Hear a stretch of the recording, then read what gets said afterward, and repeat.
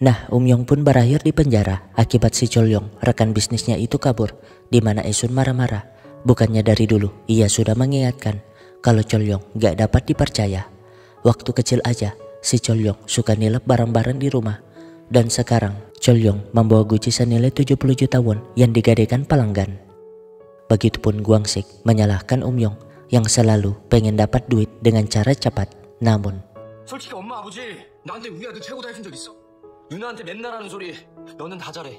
Ya, Yong mulai mengungkit keresahannya selama ini, termasuk mereka yang selalu membanding-bandingkannya dengan kakaknya. Teringat saat dulu ia nangis sepanjang hari karena ulang tahunnya tidak dirayakan, sedangkan kakaknya dirayakan dengan sangat mewah. Tapi gimana mau dirayain kalau si Yong tuh ultahnya 3 hari setelah kematian adiknya, di mana sang nenek memberi nasihat agar Yong sebagai putra tertua harus menerima takdir tanpa ulang tahun. Alhasil, meskipun sedih, ia terpaksa menjalani nasibnya, berusaha memberikan hasil terbaik dalam setiap ujian. Tapi sang ibu malah gak sadar kalau senyumannya melihat nilai Gumyong yang lebih sempurna justru menyakiti hati Yong. Begitupun saat makan, Gumyong diberi bekal daging, sedangkan dirinya hanya makan seadanya. Makanya ia selalu berpikir untuk menjadi kaya agar dapat memberikan mobil mewah kepada orang tuanya. Tapi saat mengutarakan niatnya itu, ibunya malah menganggapnya bercanda.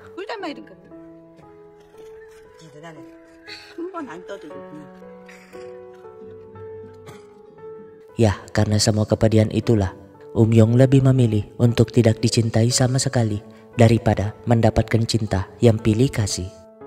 Nah, kejutan itu tentu membuat Esun teringat akan ketakutannya dulu saat ia pertama kali mengandung. Ia takut gak dapat menjadi ibu yang layak buat anak-anaknya. Bingung harus gimana ketika anaknya menangis, gimana ketika anaknya buat rusuh, dan yang paling ditakutkannya adalah gimana jika ia gak sengaja menyakiti perasaan anaknya. Ya, setiap orang tua pasti pernah mengalami ketakutan seperti ini.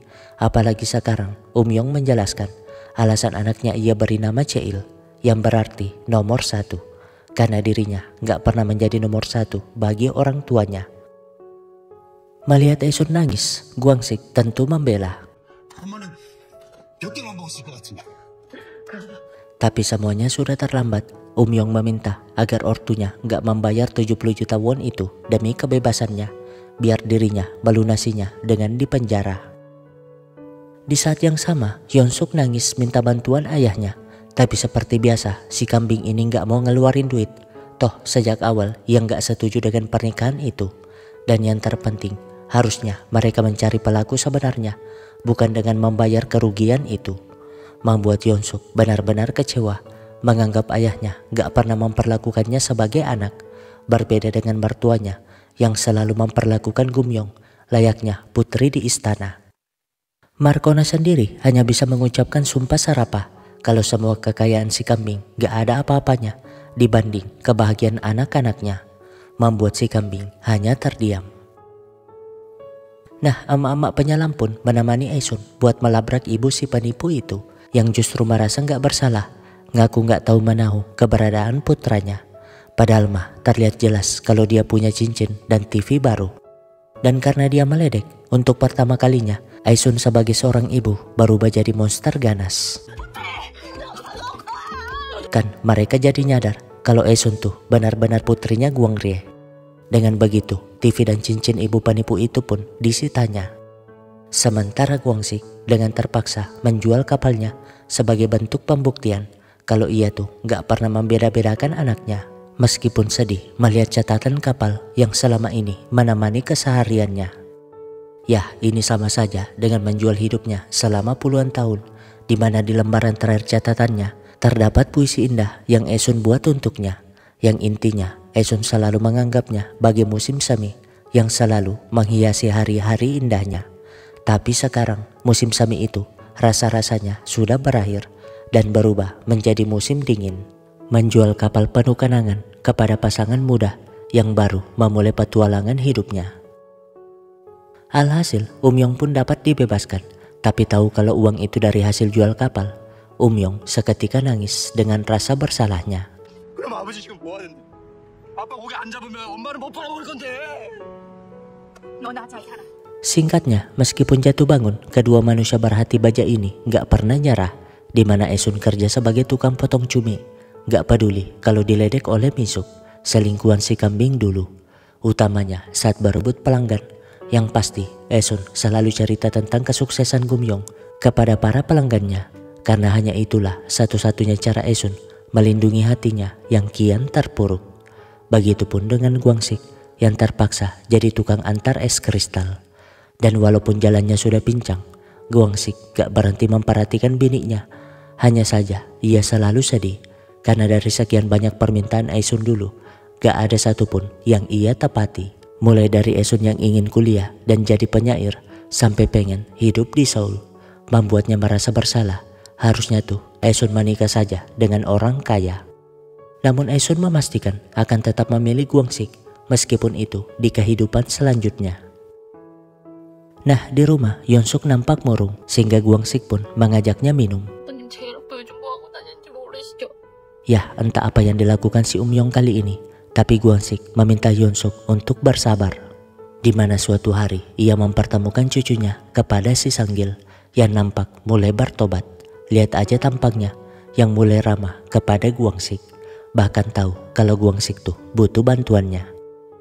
Di saat yang sama, Markona sibuk ngurusin ibunya si Sanggil. Namun, ya, mertuanya juga mengalami tekanan batin yang dialami Markona. Toh mereka sama-sama menantu. Makanya ia memberikan warisannya itu biar Markona lebih bahagia dibanding dirinya. Nah, dini hari Umyong sudah harus keluar. Alasan membantu temannya jaga toko. Padahal mah sang ayah tahu apa yang dilakukannya. Memberikannya susu buat sarapan. Dan hal itu tentu membuat Umyong sangat sedih. Tapi sebagai seorang ayah, ia tetap harus bekerja. Ya, Umyong terpaksa jual cemilan berkeliling kota karena nggak ada yang mau mempekerjakan mantan napi sepertinya. Makanya Yonsuk sangat sedih, apalagi tahu kalau suaminya selalu diledek orang lain. Bahkan dagangannya tuh kadang ditendang. Namun suatu hari Yonsuk nangis meminta bantuan ayahnya akibat Umyong hilang entah kemana. Untungnya Esun mendapat kabar kalau Umyong ikut kerja di kapal laut dalam.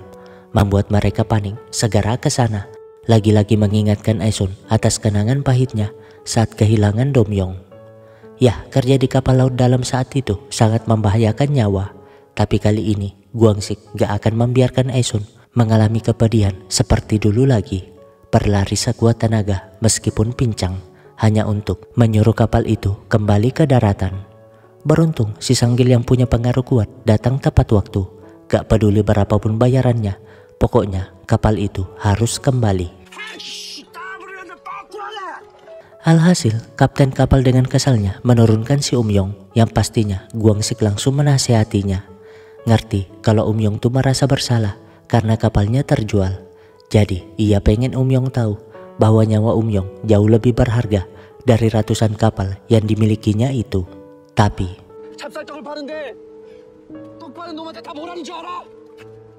jadi saat itu Guangsik meminta bantuan si Sanggil bagaimana agar Umyong semangat berjualan. Sehingga dengan uang si Sanggil mereka pun memberi ke para warga agar nantinya warga itu membeli dagangan si Umyong. Namun tahu kalau itu semua berkat ayah dan mertuanya, Umyong jelas sangat sedih. Umurnya sudah tua, tapi masih saja merepotkan ayahnya. Namun sekarang Guangsik gak peduli. Pokoknya ia harus membawa si Umyong ke pelukan Esun. Dengan begitu Umyong pun bekerja di pabrik es bersama ayahnya. Singkatnya tahun 2000 pun tiba. Tahun yang menjadi awal kebangkitan umat manusia setelah dilanda krisis ekonomi. Yang pastinya Guangsik dan Esun masih tidak menyerah untuk berjuang. Meskipun usianya sudah lumayan tua. Begitupun dengan Esun yang memilih resign karena pengen memulai bisnis yang selama ini diimpikannya. Keputusan yang sama dilakukan Markona. Ladang warisannya dijual untuk memulai bisnisnya. Begitupun Esun yang lagi-lagi kepikiran dengan cita-citanya sebagai penyair yang gak mungkin dikuburnya itu. Namun yang gak disangka adalah keputusan Guangsik yang ngambil pinjaman demi memulai bisnisnya juga. Gak tahu apakah yang mereka lakukan itu akan membuatnya tersapu ombak ataukah membuatnya dapat berselancar di atas ombak.